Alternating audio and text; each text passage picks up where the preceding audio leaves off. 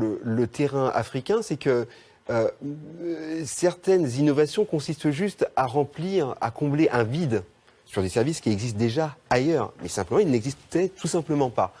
On l'a vu tout à l'heure pour la question du riz, on le voit maintenant pour la question de la petite monnaie, on le voit pour les questions des tickets de concert. Voilà, c'est des choses qui peuvent être tout simplement importées, adaptées. Je vous propose d'enchaîner tout de suite avec la story. Son nom est Françoise Pouené, mais les Camerounais l'appellent Mamie Nyanga. Femme d'affaires influente, au look très personnel et au franc-parler assumé, Mamie Nyanga ne passe jamais inaperçue, réussit à passer 24 heures avec elle. Look androgyne, à 50 ans, Françoise Pouené est une femme d'affaires accomplie. Hôtellerie, BTP, le groupe Franco qu'elle a bâti est aujourd'hui devenu incontournable. Je suis milliardaire et je ne cache pas mes milliards parce que je peux les justifier. Au Cameroun, Françoise Pouené est une star du business. Sa marque de fabrique, c'est de casser les codes de l'entrepreneuriat classique. Prends mon numéro, tu m'appelles, je vais prendre. 9 55 12 24. You are right. C'est bon. Mamie Nyanga. Aujourd'hui, elle partage son temps entre la gestion de son entreprise et l'organisation de conférences dans lesquelles elle livre le secret de sa réussite. Quand je peux former, accompagner les jeunes, les soutenir, les encadrer, it's my pleasure. 24 heures avec une femme d'affaires atypique. Ce matin, je commence par mon sport comme d'habitude. Donc, je fais 4000 mètres et après, je fais la gymnastique. Et voilà. C'est un rituel qu'elle respecte depuis plus de 20 ans. Les journées de Françoise Pouené commencent tous les matins à 6 heures par une séance de sport. Direction la terrasse de sa villa où elle marche entre 3000 et 4000 mètres par jour. Je compte un pied et quand je l'ai compté 100 fois, ça fait 100 mètres. Et quand j'ai fait 4000 pas, ça fait 4 km. 4000 pas, parce que je compte un pied.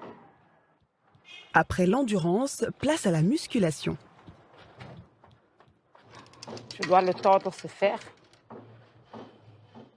C'est avec ça que je développe ma poitrine, mes muscles.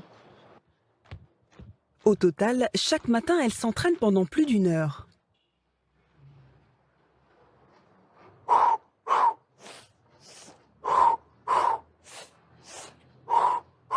Le sport, c'est un rituel, mais c'est aussi le secret d'une journée de travail réussie.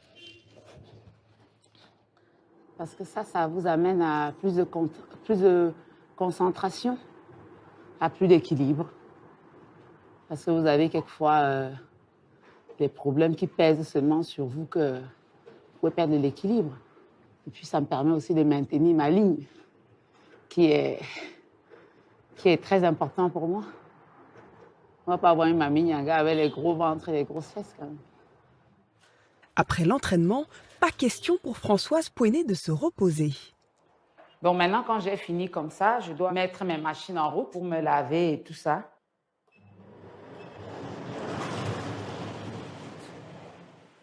Comme chaque matin, la chef d'entreprise enchaîne avec une séance de ménage.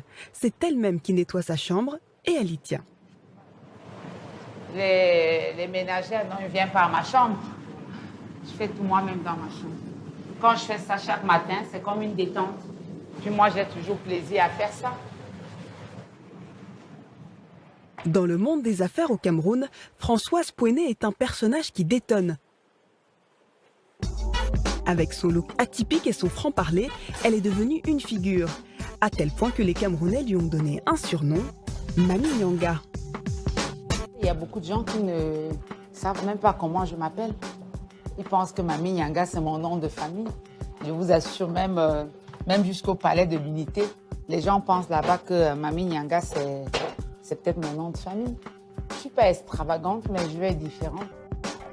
Cette différence, Mamie Nyanga en a fait sa marque de fabrique. Tous les jours, c'est comme ça.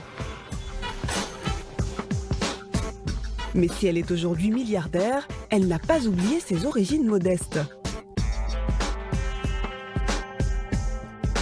Les gens pensent que dès qu'ils sont grands, ils ne peuvent plus rien faire du tout. Ce n'est pas vrai. Vous voyez, les nouveaux managers aujourd'hui, ce n'est plus les patrons qui viennent derrière la voiture, qui sont escortés, qui vont s'asseoir au bureau et qui donnent des directives aux gens. Non, ce n'est plus ça. Le nouveau management aujourd'hui, c'est le dynamisme. Et je l'exprime aussi en conduisant même ma voiture, comme vous avez vu tout à l'heure, en faisant même le ménage chez moi. La PDG arrive à son bureau tous les jours à 8 heures. Son premier geste, prendre les nouvelles de ses différents dossiers en cours. Je dois appeler mes collaborateurs, prendre le pool de l'entreprise. Oui, demandez au DG qui vient à mon bureau. D'accord, madame. Et vous demandez à Alex qui me sert un café. D'accord. Merci. Mamie Nyanga a fait tous les métiers. Infirmière, vendeuse sur les marchés, importatrice de tissus, avant de trouver sa voie à la fin des années 1980. Vous voyez, ça c'est en 1993. Ça c'est l'un des gros chantiers dans les BTP que j'ai fait. J'ai souvent eu des cheveux très longs. C'est à un moment donné de ma vie, j'ai décidé de changer, de ne plus garder des cheveux. Parce que je pense qu'en gardant les cheveux, c'est moins dynamique. Parce que tout ce temps, aller perdre, faire des cheveux au salon. 30 ans plus tard, le groupe Franco comprend des hôtels, des immeubles et une société de travaux publics. Car ce qu'aime le plus Mamie Nyanga, c'est construire. 11 heures.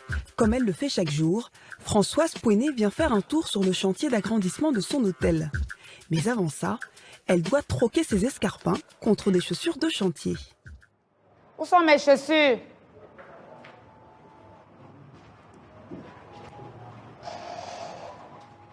Donc, chaque jour, quand j'arrive là, je prends mes chaussures et puis je vais dans le chantier.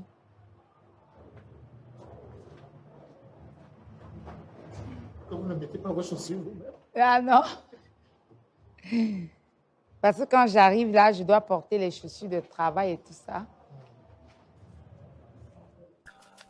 Ici, Mamie Nyanga veut doubler la superficie de son hôtel en construisant une centaine de chambres supplémentaires. Vous voyez, avant, on avait seulement ça comme parking, qui s'arrêtait là d'ailleurs. On avait à peine quelques voitures qu'on pouvait garer. Maintenant, on a fait 4000 mètres carrés de parking. On aura le plus grand parking de Yaoundé. Et c'est le sommet de son hôtel qu'elle a choisi pour construire son futur bureau. Tout ça, ce sont mes bureaux. Voilà. Je ne veux pas être un cordonnier mal chaussé. Et vous voyez, d'ici, vous pouvez voir mes autres immeubles. Hein. Vous avez vu là? L'immeuble qui est en blanc-gris, qui est aussi l'immeuble le plus haut de la zone. C'est toujours chez moi. Hein. L'immeuble qui est là. C'est encore chez moi là-bas. C'est pour ça que je ne me laisse pas piétiner. Parce que quand je vois tout ce que j'ai déjà travaillé, je dis, mais oh mon Dieu, pourquoi ne pas m'amuser? Mamie Nyanga est fière de sa réussite, alors aujourd'hui, elle veut la faire partager. Et pour ça, elle n'hésite pas à faire des kilomètres. La région de Bafang, à 300 km de Yaoundé. C'est ici que Françoise Pouené a grandi.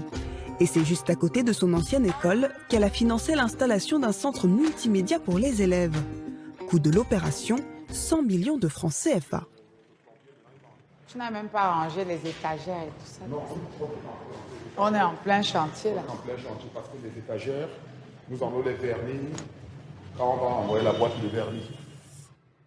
À peine arrivée sur le chantier, Mamie Nyanga retrouve ses réflexes de Il bâtisseuse. faut qu'on lisse bien l'intérieur. Regarde-moi. Ça dit que tu ne veux pas m'écouter.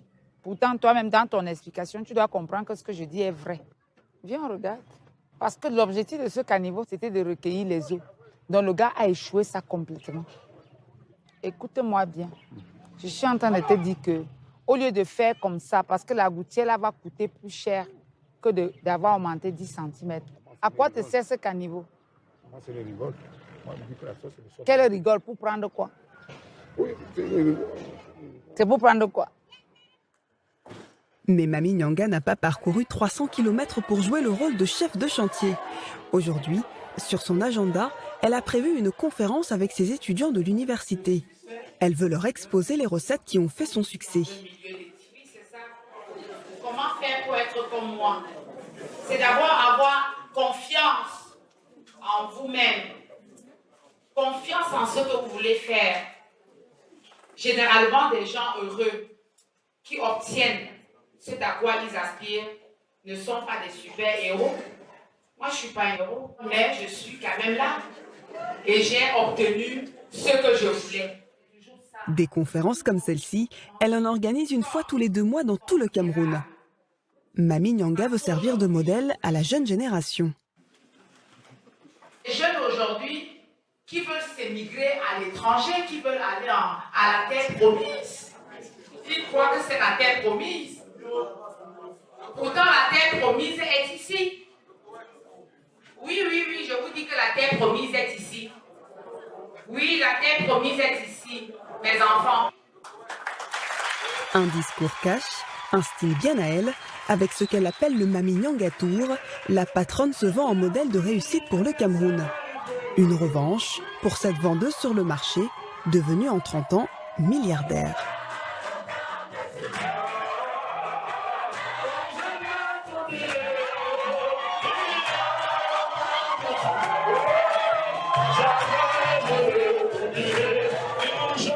Amine Youssouf, est-ce que vous seriez prêt, vous, à vous lancer dans un Amine Youssouf Tour?